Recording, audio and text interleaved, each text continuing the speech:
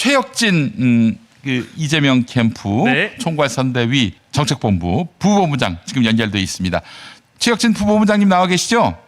예, 안녕하세요. 네, 윤석열이 지금 부정선거 관련한 영화 보러 갔습니다. 어떻게 생각하십니까? 예, 뭐 마지막 용을 쓰고 있는 것 같은데요. 예. 국민들이 믿지 않고 있고 오히려 저 메시지는 예, 국민의힘 사람들에게 윤석열이 동원 가능한 모든 수단을 다 해서라도 반드시 부정선거를 하라는 메시지로 국민들이 읽을 것 같아요. 아, 이번 결과가 철퇴를 내려야 된다. 예. 아, 네네. 이번 결과가 이재명 당선으로 나오더라도 인정하지 말아라. 이건 부정선거다. 아, 뭐 이렇게 네네. 사람들 보고 알라고 한 예, 거예요. 선거 전에도 온갖 부정선거 방법을 다 동원할 것이며 네. 이후에도 절대 선거 결과를 인정하지 마라. 예. 그런 메시지를 지금 주고 있는 거죠. 실제로 전환 길이가 이번에 100% 확실한 부정선거다. 네. 이렇게 네. 얘기하고 있어요. 아니 뭐 아무것도 예, 안 했는데 예. 지금 부정선거예요? 진짜 네. 신기한 사람들입니다. 이 사람들의 관심은 선거 정의가 아니라 네. 네. 윤석열 세력의 지속 가능성이에요. 예. 예. 그래서 일단은 선거가 나오기 전부터 이제 이렇게 여론전을 뛰고 있고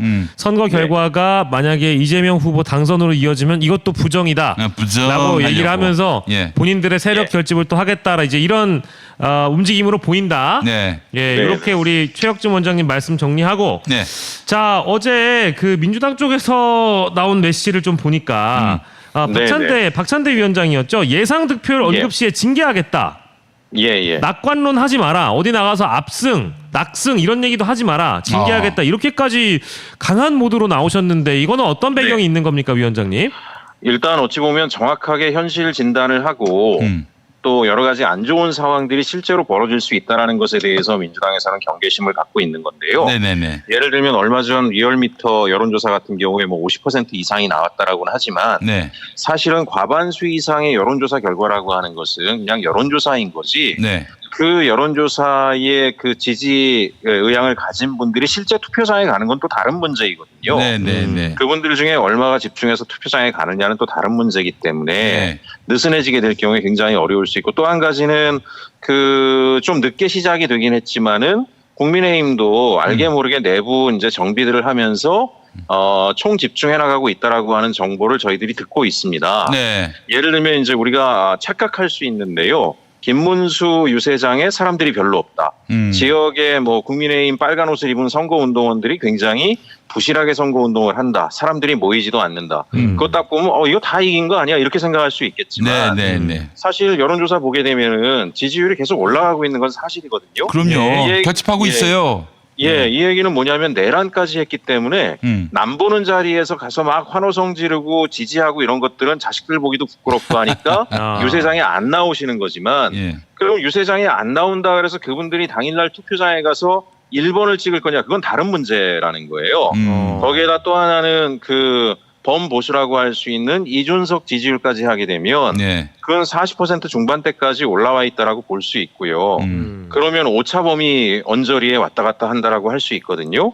그리고 투표는 벌써 아직도 13일이나 남아 있습니다. 예. 그러니까 그 사이에 많은 변수가 생겨날 수 있기 때문에 절대 긴장하지 말고 또 하나는 어쨌든지 간에 그런 뭐 과신하는 그런 태도가 중요한 게 아니라 마지막 순간까지 비상계엄이 벌어졌던 그날을 기억하면서 총 집중을 하자. 이게 이제 민주당의 입장입니다. 그런 입장이 전혀 뭐 잘못됐거나 뭐 방향이 네네. 틀렸거나 그러지 않습니다. 옳아요. 네네. 그렇게 네. 해야 합니다. 그리고 또 어제 조선일보 보셨나? 예.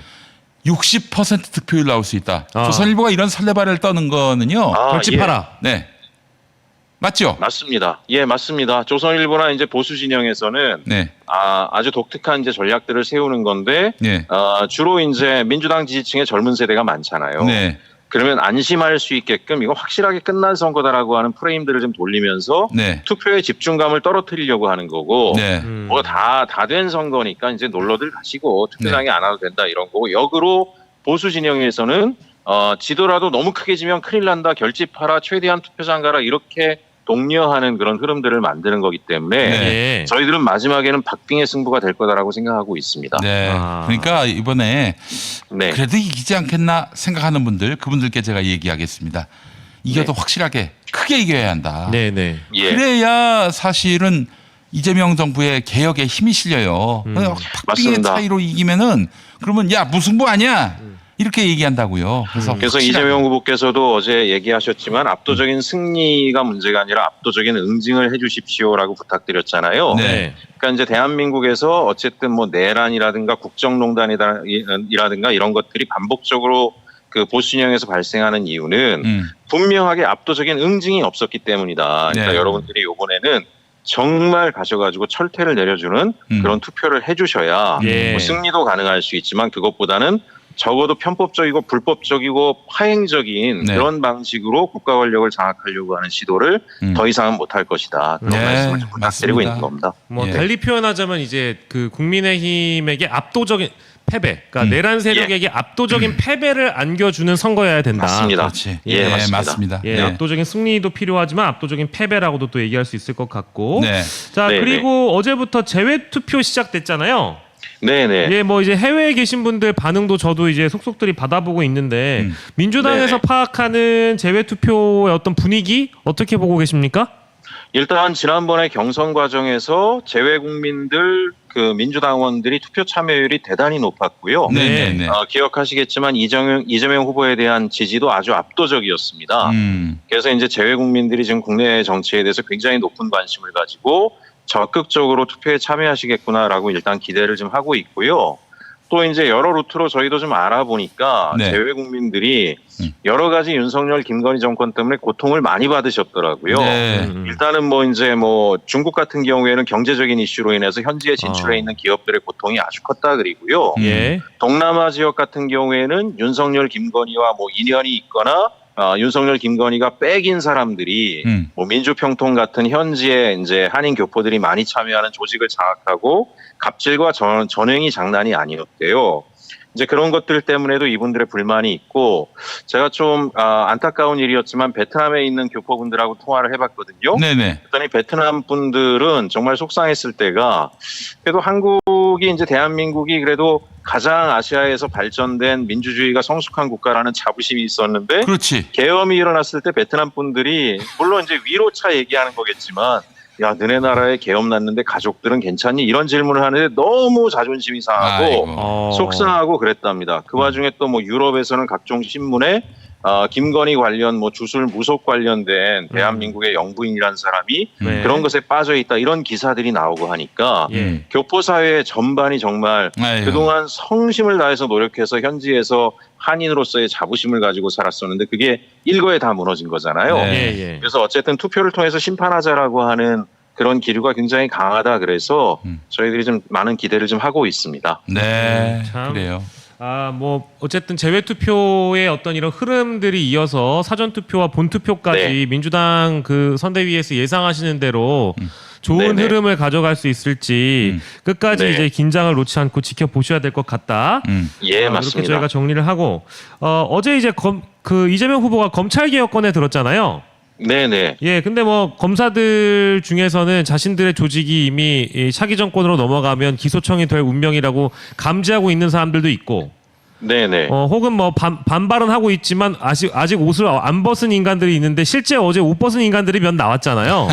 예, 맞습니다. 예, 그런 것들 때문에라도 검찰의 분위기가 어떤지는 감지가 되는데 이 검찰 개혁과 네. 관련된 메시지에 대해서 우리 최혁진 부원장께서 또 한 말씀 주신다면은요. 예, 일단 검찰 내부 분위기를 저도 이제 우회적으로 좀 알아봤어요. 네. 뭐 어느 정부 조직이나 자기 조직을 개혁하자 그러면은 반발이 생기기 싫어하죠. 싫어하긴 그럼요. 하죠. 네. 근데 지금 검찰 내부에서는 굉장히 당혹스러운 게 반대할 명분을 모두 잃어버렸는데 우리가 어떻게 여기에 대해서 메시지를 내냐. 심우정 때문입니다. 심우정 때문. 예, 이게 이제 무슨 뭐 검찰 길들이기라고 이렇게 저항을 하자니 예. 지금은 국민들이 검찰 스스로가 부패 집단이 됐고 주은 범죄 집단이 됐다라는 공분이 있는데 그런 얘기를 꺼내 들지도 글쎄 말이에요. 못하잖아요. 예. 그래서 일단 어제 뭐 이창수 중앙지검장 등등이 사표를 내긴 했는데 예. 그것도 뭐 알아보니까 이제 김건희 재수사에 대한 부담도 있었다 그러지만 검찰 내부에서는 검찰 후배들의 강력 반발이 있었다라는 얘기도 들리더라고요. 제발 좀 나가라. 너네들 여기 형들 여기 계속 있으면 네. 원장님 검찰은 그냥 뭐 풍비박산이 날 것 같다. 뭐 이런 압력들이 굉장히 있고 그래서 내부에 그런 이제 변화들이 좀 있나 본데 어쨌든 저희 민주당이 볼 때 또 시민사회에서 볼 때는 뭐 그러한 내부의 자정 능력 자체가 미약하게나마 있을지 몰라도 사실 저희가 볼 때는 검찰은 이미 자체적인 자정 능력을 완전히 상실했다라고 보고 있고요. 예. 강력한 검찰 개혁이 국민적 지지에 의해서 이루어질 때